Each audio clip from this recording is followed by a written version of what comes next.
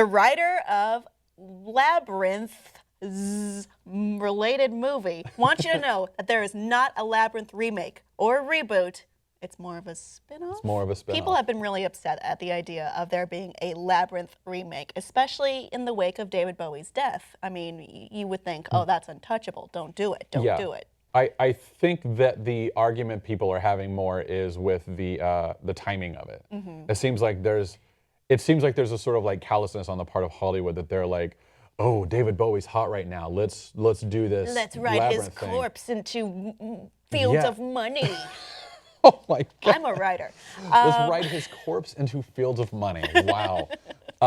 It seems very insidious. And it does, but like profiting off of a man's popularity based around his death. Yeah, which seems foolish. I agree with all of that, but from what I read, like of the writer Nicole Perlman, she's been writing on this since 2014. Yeah. It was already in the works. It was already being planned. Correct. It's not being announced now as a way of saying, hey, like we're going to start working on this. They're saying, we've been working on this and we've had this announcement planned for a while. And this is very unfortunate timing. Yeah. I think they that, probably could have afforded to wait a little bit, but we don't know like what kind of machinations they're up against. So yeah, I don't know how it works personally because I am not privy to that knowledge. What I am privy to is some tweets from Nicole Perlman herself on the subject. Not rebooting anything, guys. Henson Co. and I started talking in late 2014, so the timing of these rumors is so upsetting. I would never seek to profit from Bowie's death. Labyrinth is my favorite film from childhood, so I share your concerns that any continuation of the world be handled with love and respect. And that's what we want to hear, right? So what it seems more like is going to happen is that it will be a spin-off of Labyrinth, meaning it's probably in that world we're not going to see Jareth or Sarah, but perhaps some other creatures. Yeah, it doesn't sound like they're gonna like recast Bowie or like Jareth or anything like that. Like it's sounding more and more like it's like you said, like a spin-off. Like it's set in the world. It would be like revisiting like the world of the Never-Ending Story or Princess Bride and seeing other characters that live in that world, hearing about the characters that we know from the other films.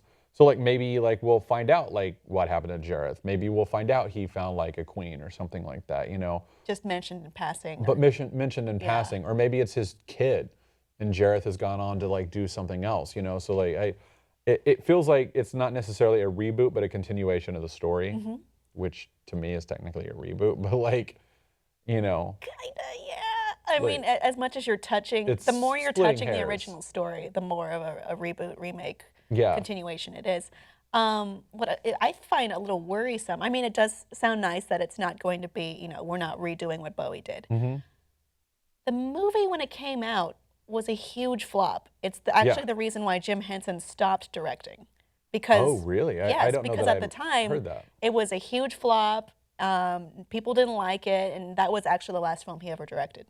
So it has since become a cult classic, but at the time it did not do well, and it seems like you're facing an uphill battle to recreate something in this world where it's not necessarily... It's that whole like latching on to like nostalgia that Hollywood is doing right now. Like everything that Hollywood is doing right now is 80s, 90s, like, they're gonna do like Power Rangers movies, they're gonna like, I'm surprised there's not like a giant Pokemon movie in the works. I'm sure there is, actually. I'm sure that there is. Like, exactly. Like, so like there's probably going to be a Legend remake. There's probably going to be like Never-Ending Story. Like, I think they've actually talked about Never-Ending Story. Like, we had the A-Team movie not too long ago. Like, we're doing this, whether critics like it or not. Yeah, and I think it has to do with the fact that like streaming services, like binge television watching, that whole like sort of movement that's going on now is like the movies are like hurting in a way because people are finding like their outlets in other ways.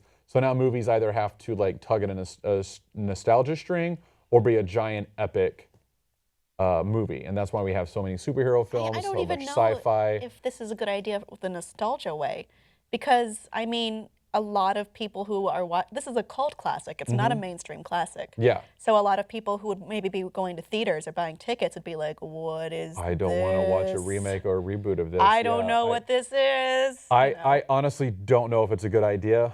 I know, like, you know, my fiance and I, very much like the original film. Sure, Like, most I people don't, do. yeah, and I don't want to see it touched. But if it's like a new world, if it's like a new story told within that universe, it's almost the same thing as like what they're doing with Star Wars with Rogue One. It's like, hey, remember that whole thing where they stole the plans for the Death Star? Let's see that.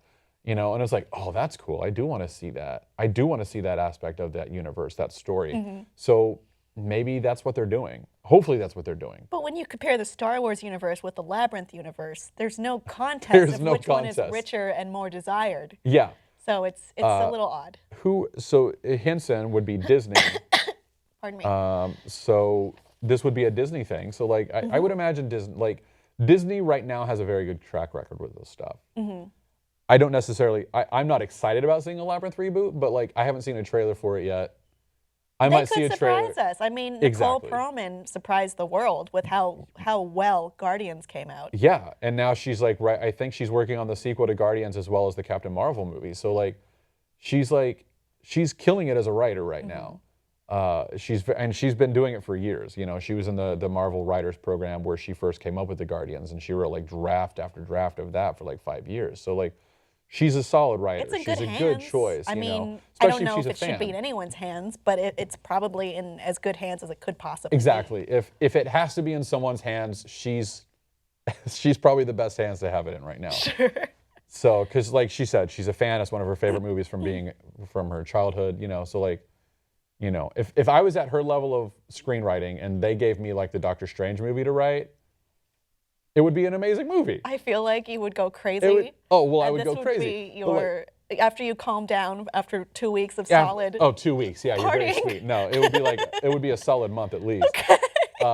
That's my child. Like that's my favorite character Yeah. from being when I was a kid. So like, of course, I would do the best with it. And I think it's kind of a similar situation here. Well, where passion certainly counts for Yeah, something, yeah. no matter what you're doing. And it does make a more lovable product in the end, I think. Audience, what do you think about a Labyrinth remake, reboot, spin-off? Other movie, other world, other series? More Labyrinth? Yeah. Let us know below in the comments, and please like and subscribe for more.